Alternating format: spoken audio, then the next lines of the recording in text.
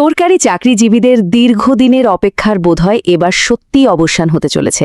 অবশেষে নীতিগত অনুমোদন পেতে যাচ্ছে বহু প্রতীক্ষিত নবম জাতীয় পে স্কেল, মানে নতুন বেতন কাঠামো। আজকের এই এক্সপ্লেনারে আমরা শুধু খবরের শিরোনামে আটকে থাকব না, বরং এই বিশাল নীতিমালার আকার, বাস্তবায়নের টাইমলাইন আর আমাদের সামগ্রিক অর্থনীতিতে এর সুদূর প্রসারী প্রভাবটা ঠিক কতটা সেটা একেবারে গভীরে গিয়ে বিশ্লেষণ করব। চলুন শুরু করা যাক। আচ্ছা, আলোচনার রোডম্যাপটা একটু দেখে নেওয়া যাক। আমরা মূল 4টি বিষয় কভার করব। 1. জুলাইয়ে পে স্কেলের সূচনা। 2. বেতনের পরিবর্তনগুলোর বিশ্লেষণ। 3. এ 3 ধাপের বাস্তবায়ন প্রক্রিয়া এবং সবশেষে বাজেট ব্যবস্থাপনা ও মূল্যস্ফীতি। তো শুরুতেই আসা যাক আমাদের প্রথম পয়েন্টে, জুলাইয়ে পে স্কেলের সূচনা। 1,06,000 কোটি টাকা। একটু ভেবে দেখুন তো সংখ্যাটা। নতুন এই পে স্কেল পুরোপুরি বাস্তবায়নের জন্য বাজেটে আনুমানিক ঠিক এই পরিমাণ অতিরিক্ত অর্থের প্রয়োজন হবে। একেবারে শুরুতে এই চমকপ্রদ পরিসংখ্যানটি কিন্তু আমাদের বুঝিয়ে দিচ্ছে যে জাতীয় অর্থনীতিতে ঠিক কতটা বিশাল অঙ্কের নতুন একটা অর্থের প্রবাহ তৈরি হতে যাচ্ছে। এখন প্রশ্ন হলো, এটা কবে থেকে শুরু হচ্ছে? বাস্তবায়নের প্রক্রিয়াটি কিন্তু ইতিমধ্যেই ডানা মেলতে শুরু করেছে। এই তো গত বুধ ও বৃহস্পতিবার সচিবালয়ে মন্ত্রী পরিষদ বিভাগের উচ্চ পর্যায়ের বৈঠকে অর্থমন্ত্রী নতুন পে স্কেলের রূপরেখা তুলে ধরেন।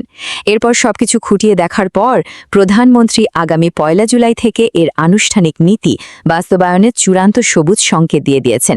মানে কাজ একেবারে পুরো দমে এগোচ্ছে। ম্যাক্রো লেভেলের এই নীতির কথা তো জানলাম। এবার চলুন দ্বিতীয় অংশে যাই, বেতনের পরিবর্তনগুলোর বিশ্লেষণ। মানে কাদের জীবনে ঠিক কী পরিবর্তন আসতে যাচ্ছে। এই নতুন পে স্কেলে সরাসরি সুবিধাভোগী হবেন মূলত দেশের বিশাল এক সরকারি জনশক্তি। সংখ্যাটা কত জানেন? বর্তমানে প্রায় 14 লাখ কর্মরত সরকারি কর্মকর্তা কর্মচারী আছেন, আর তাদের পাশাপাশি আছেন প্রায় 9 লাখ পেনশনভোগী। অর্থাৎ সব মিলিয়ে প্রায় 23 লাখ নাগরিকের দৈনন্দিন জীবন সরাসরি এই মেগা পলিসি পরিবর্তনের সাথে যুক্ত। সংখ্যাটা সত্যি অনেক বড়, তাই না? বর্তমান অর্থনৈতিক প্রেক্ষাপটটা একটু বোঝার চেষ্টা করি। এই 23 লাখ কর্মরত এবং অবসরপ্রাপ্ত চাকরিজীবীদের বিদ্যমান বেতন ও ভাতা পরিশোধ করতে সরকারের কিন্তু বর্তমানে বছরে ব্যয় হয় প্রায় 1,31,000 কোটি টাকা। আর ঠিক এর ওপর ভিত্তি করেই যুক্ত হতে যাচ্ছে সেই অতিরিক্ত 1,06,000 কোটি টাকার নতুন কাঠামো। মানে সরকারের খরচের খাতাটা বেশ ভারী হচ্ছে। এবার সবচেয়ে ইন্টারেস্টিং বিষয়টা খেয়াল করুন। বেতনে এক বিশাল আর্থিক উল্লম্ফন ঘটতে যাচ্ছে। সর্বনিম্ন মূল বেতন 8,250 টাকা থেকে বাড়িয়ে 1 লাফে 20,000 টাকা করার সুপারিশ করা হয়েছে। অন্যদিকে সর্বোচ্চ মূল বেতন 78,000 টাকা থেকে বেড়ে দাঁড়াচ্ছে 1,60,000 টাকায়।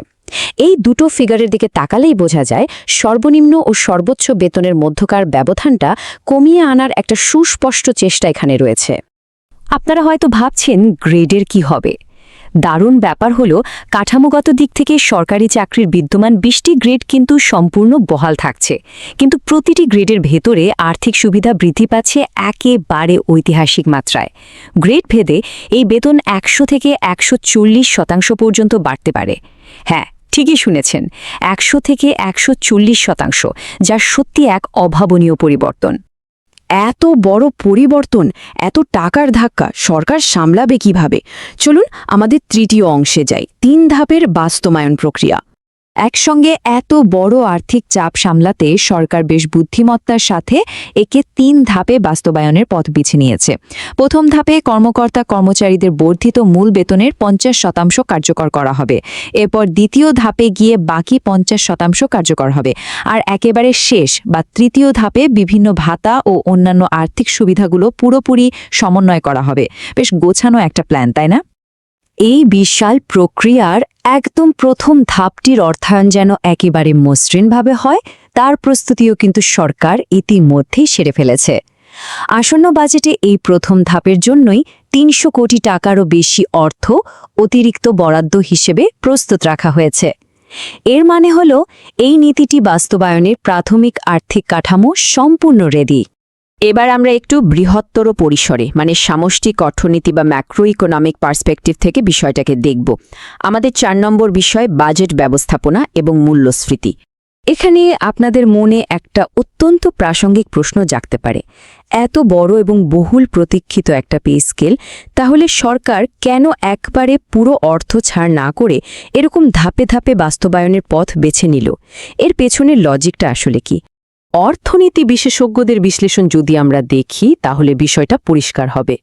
এই পর্যায়ক্রমিক বা ধাপে ধাপে এগোনোর পদ্ধতির মূল লক্ষ্যই হল বাজারে হঠাৎ করে তৈরি হতে পারা মূল্যস্ফীতির চাপ ঠেকানো। একটু ভেবে দেখুন, একবারে বিপুল পরিমাণ অর্থ বাজারে প্রবেশ করলে জিনিসপত্রের দাম লাফিয়ে বাড়ার একটা মারাত্মক ঝুঁকি থাকে। 3 ধাপে বাস্তবায়নের এই কৌশলটি সেই অর্থনৈতিক শকের ঝুঁকি কমিয়ে আনে এবং একই সাথে সরকারের কোষাগারে আর্থিক ব্যবস্থাপনাকেও অনেক সহজ করে তোলে। সব মিলিয়ে দেখলে মূলত এই নবম জাতীয় পে স্কেল হল একটি সুচিন্তিত ভারসাম্য রক্ষার চেষ্টা। একদিকে এটি সরকারি চাকরিজীবীদের ব্যক্তিগত জীবনযাত্রার মান উন্নত করার এক ঐতিহাসিক পদক্ষেপ, আর ঠিক অন্যদিকে এটি নিশ্চিত করার চেষ্টা করে যে এই বিশাল অর্থের প্রবাহ যেন আমাদের বিস্তৃত অর্থনীতি এবং বাজার ব্যবস্থাকে কোনোভাবেই অস্থিরশীল করে না তোলে। তবে আলোচনার একেবারে শেষে এসে একটি গভীর চিন্তার খোরাক কিন্তু থেকেই যায়। সরকার অত্যন্ত সতর্কতার সাথে এই ব্যালেন্স বা ভারসাম্য রক্ষার চেষ্টা তো করছে, কিন্তু জাতীয় বাজার এবং সাধারণ ভোক্তাদের ওপর এই ঐতিহাসিক কাঠামোগত পরিবর্তনের দীর্ঘমেয়াদী প্রভাব আসলে কি হবে? তহবিলের এই বিশাল প্রবাহ কি শেষ পর্যন্ত আমাদের দৈনন্দিন জীবনযাত্রার ব্যয়কে নতুন কোনো রূপ দেবে? এই প্রশ্নটাই আপনাদের জন্য রেখে গেলাম আজকে। নতুন কিছু জানার এবং বোঝার এই এক্সপ্লেনারে এতক্ষণ সাথে থাকার জন্য অসংখ্য ধন্যবাদ।